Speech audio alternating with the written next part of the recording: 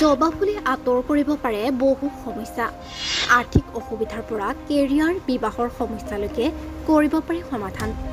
ৰঙা জবাৰে এনে কৰক, সমস্যা সমাধান হ'ব। বাস্তুশাস্ত্ৰত আৰ্থিক অসুবিধাৰ পৰা পৰিত্ৰাণ পাবলৈ কেইবাটাও উপায় আছে।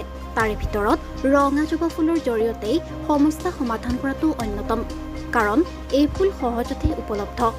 জবা ফুল মা কালীৰ বৰ প্ৰিয়। ৰঙা জবা অবিহনে কালী পূজা সম্পূৰ্ণ নহয়। কিছুমানে কয় যে জবা ফুল মা লক্ষ্মীৰো প্ৰিয়। হনুমানৰ পূজাতো ৰঙা ফুল ব্যৱহাৰ কৰা হয়।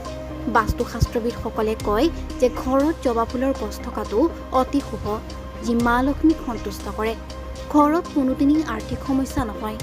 জ্যোতিষশাস্ত্ৰ মতে জবা ফুল অতিকৈ গুৰুত্বপূৰ্ণ।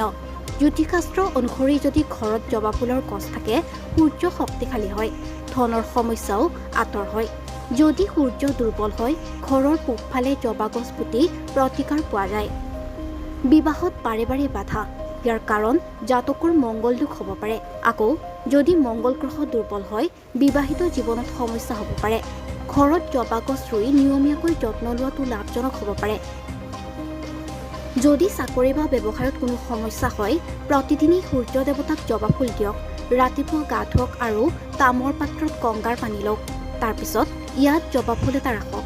তাৰপিছত এই পানী সূৰ্য দেৱতাক নিবেদন কৰক, যি কেৰিয়াৰৰ পথত থকা সকলো বাধা আঁতৰ কৰে। শিক্ষাৰ্থীসকলৰ পঢ়া টেবুলত নিয়মীয়াকৈ জবা ফুল ৰখাটো লাভজনক, যি অধ্যয়নৰ ওপৰত মনোযোগ বৃদ্ধি কৰে।